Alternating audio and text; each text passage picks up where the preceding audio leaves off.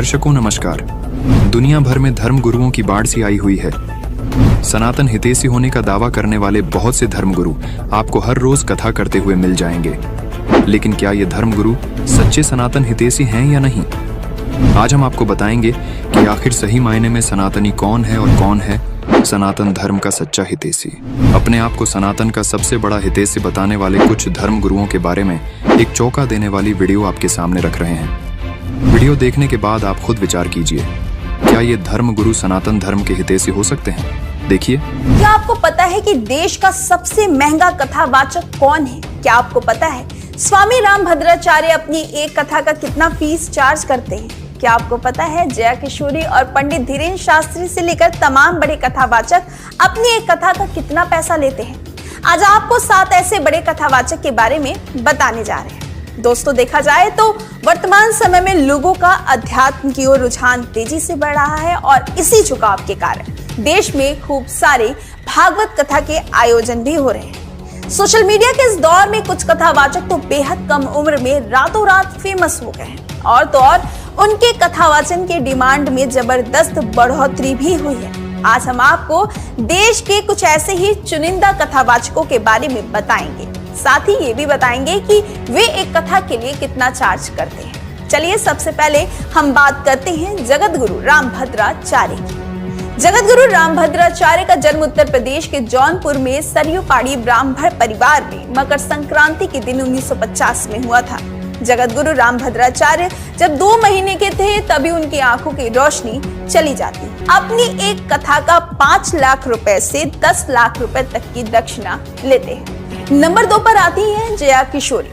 जया किशोरी का जन्म 13 अप्रैल 1995 को राजस्थान के सुजानगढ़ में एक ब्राह्मण परिवार में हुआ था।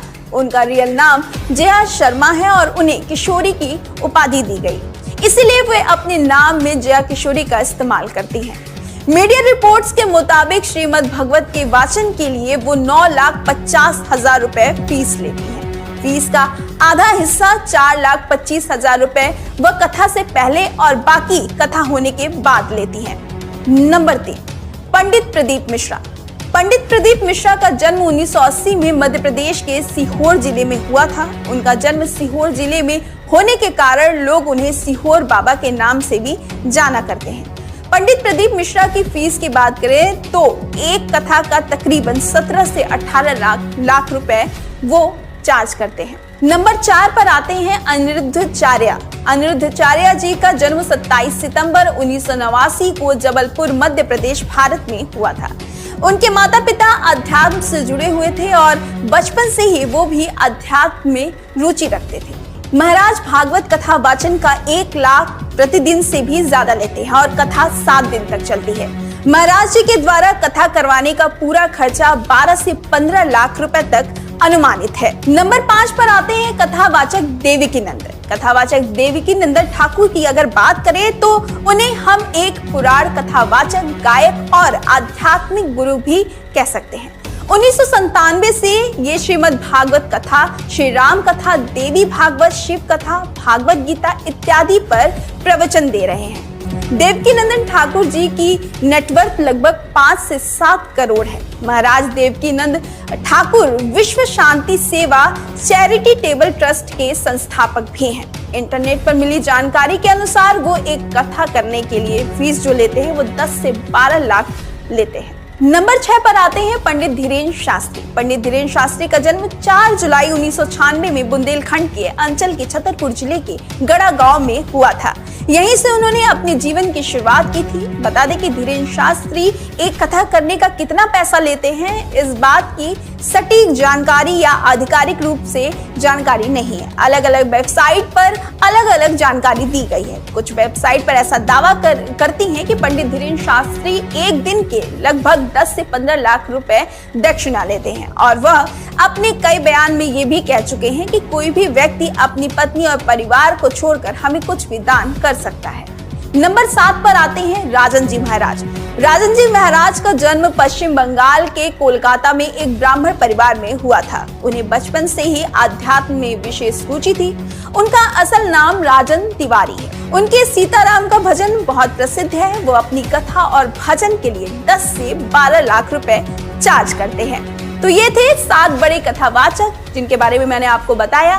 दर्शकों, विचार कीजिए, क्या ये धर्मगुरु सनातन धर्म के हितैषी हो सकते हैं, जो कथा करने के नाम पर लाखों रुपए फीस लेते हैं?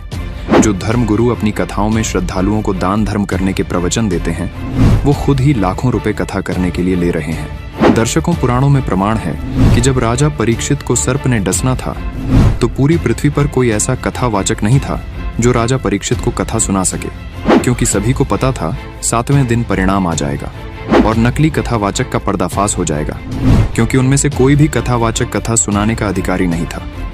धन के लालची किसी कथावाचक की हिम्मत कथा सुनाने की नहीं हुई।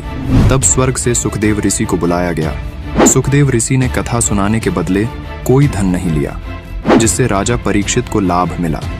लेकिन आजकल के कथावाचक न तो कथा सुनाने के अधिकारी हैं, न ही इनके पास सही भक्ति विधि। केवल धन उपार्जन करना इन कथावाचकों का मुख्य उद्देश्य बन चुका है, जो कि आपके मानव जीवन के साथ बहुत बड़ा धोखा कर रहे हैं। इससे साफ है, ये धर्मगुरु सनातन धर्म के हितैषी नहीं बल्कि दुश्मन है।